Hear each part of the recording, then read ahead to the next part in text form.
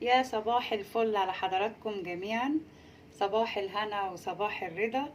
النهارده معانا وصفتين حلو وحادق تبع جروب الملكة ورد جوري. النهارده هنعمله الوصفة دهيت باللون الواحد، يعني تحلية وأكلة حادقة بنفس اللون.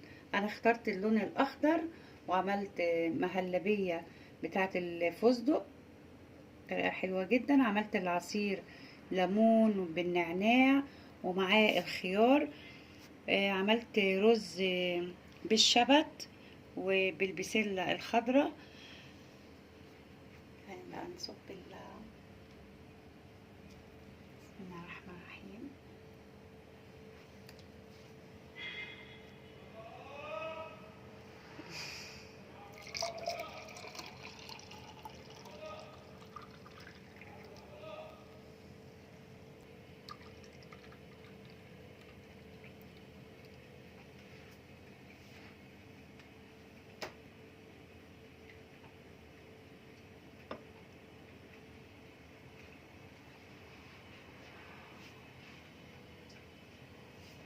أتمنى الفيديو ينال رضاكم ويحوز على إعجابكم، وما تنسوش اخواتنا، انا هبقى حاطهم في صندوق الوصف باذن الله.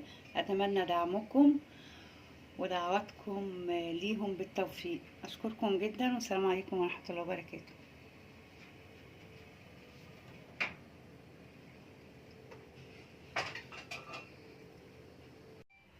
السلام عليكم ورحمه الله وبركاته. صباح الفل على حضراتكم جميعا.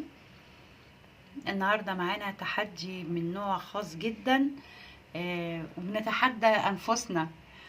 طبعا في الجروب التحديات الكبير، جروب الملكة ورد جوري. النهاردة هنعمله وصفة حلوة ووصفة حادقة بنفس لون الأكلة الواحدة. تمام، يعني اللي هتعمل أكلة حادقة لو عملتها أخضر يبقى بتعمل حاجة حلوة بلون أخضر. مثال يعني تقريبا. تعالي كده يا دودو. انا هنا اهوت محضره طريقه الرز اللي هي بالشبت وبالبزله. نعملوها بطريقه سهله جدا. الرز ده بيبقى حلو جدا ومغذي، يعني مش مثلا بس نشويات بس، لا هندخله فيه كمان البزله الخضراء. تمام. هنعمل مهلبيه الفستق برضو باللون الاخضر. اوكي.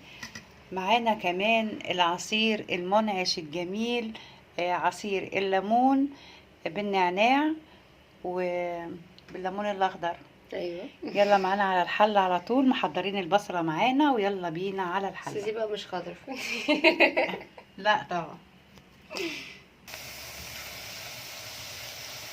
بصله صغيره كده اهوت زي ما كنتوا شايفينها حضراتكم. هنحمرها كده ايه بلون مصفر شويه، بمعلقة سمنة على زيت، معلقة زبدة على زيت. لازم الزيت يا جماعة في الرز ان شاء الله معلقة واحدة. ده الرز لما بيتحط له زيت بيبقى مفلفل كده ومش ملزق، وبيبقى مفرفر كده وحلو قوي. هننزل كده هو بالرز. دول 3 كوبايات رز. احنا قلنا دول 3 كوبايات رز. حط لهم حوالي 3/4 كوباية بزلة. حمرت كده البزلة برضو مع الرز. هنا بقى ايه هننزل بالشبت. ضربته في الخلاط، هنزل بيه. نزلت كده بعصير الشبت بشوية ملح كده اهوت وعلى حسب الرغبة طبعا، وهسيبه يتشرب. طبعا الشبت مع البزلة تحفة تحفة حقيقي والله. انا بعمله دايما، بس بعمل دايما جنبه فراخ او كفتة بتليق قوي، وبطاطس محمرة بتبقى وجبة حلوة. وممكن بيتاكل كده كمان، بس بنغيره من طريقة لطريقة بدل الرز التقليدي الابيض. هغطي عليه، هسيبه كده يتشرب كده على خاطره وبعد كده هو اقلبه بالشوكة.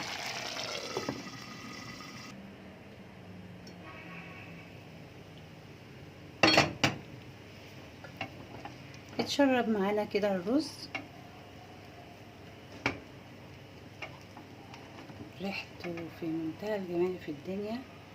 البصل مع البزلة مع الشبت في منتهى الجمال في الدنيا. طبعا مش ملبك ولا حاجة، لان طبعا احنا بنقلبه بالشوكة كمان، بيبقى ليها عامل كبير.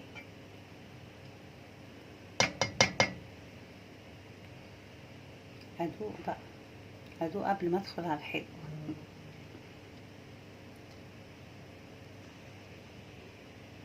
روعة.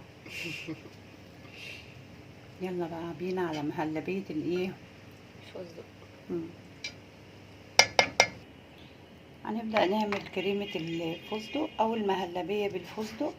دول 3 كوبايات لبن كبار، هحط 3 معالق سكر، 3 وزيهم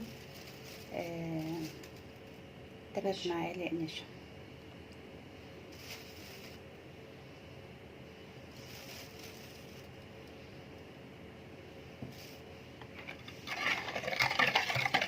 هقلب كده اهوت قبل ما احطها على النار عشان ما يحصلش اي تكتلات.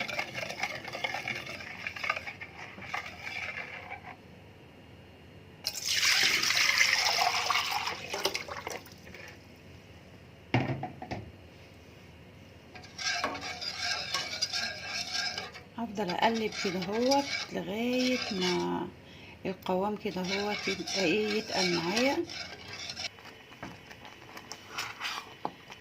اصبح معانا القوام كده كريمي كده وجميل جدا. نحضر بقى كريمة الفستق والفستق المجروش. معلقة فستق كده مجروش، ننزل بيها قبل معلقة زبدة الفستق كده. اللي ياكل معلقة يلاقي كده هوت قطع الفستق كده هوت، ولا اروع طبعا.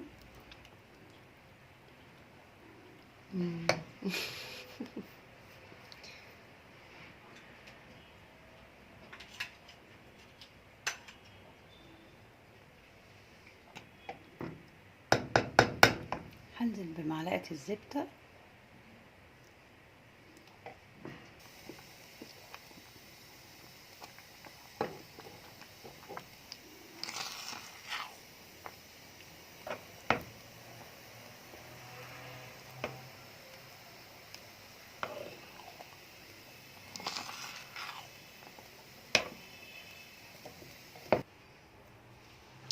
خلصت كده المهلبية. هزينها برضو بالفستق.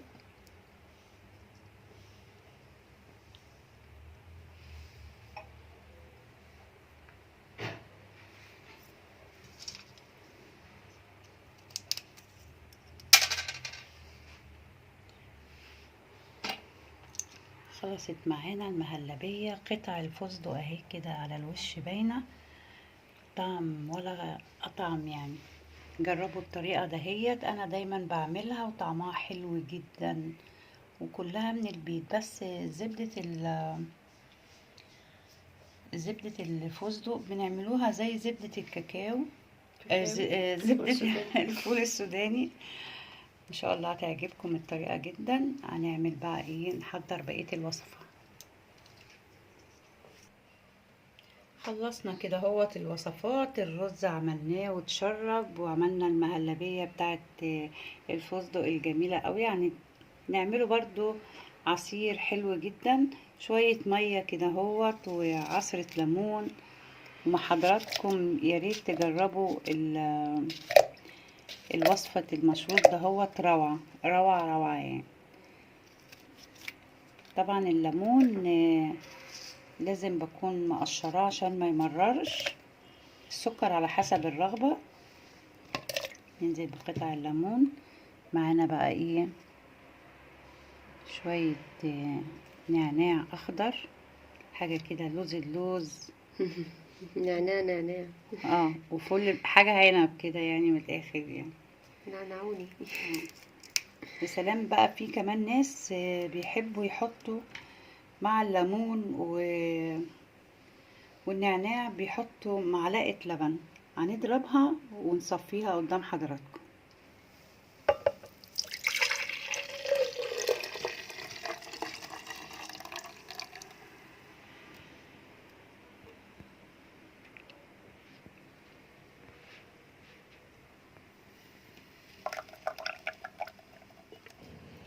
وخلص التحدي وخلصت الوصفة، والنهاردة عملنا كله بلون واحد زي ما احنا اتفقنا، حلو وحادق بنفس اللون.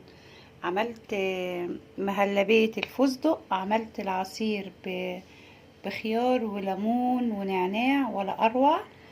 عملت الرز بالشبت والبزلة. نفتح. يلا بينا. بسم الله الرحمن الرحيم.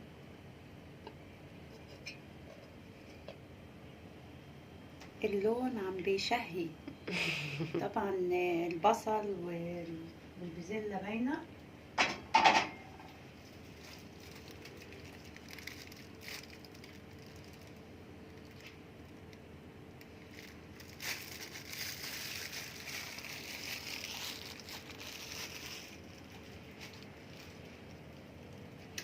أتمنى الوصفة تعجبكم وتنال إعجابكم إن شاء الله، وأتمنى دعمكم ووقوفكم مع باقي القنوات الجميلة اللي إن شاء الله هسيبها في صندوق الوصف. والسلام عليكم ورحمة الله وبركاته.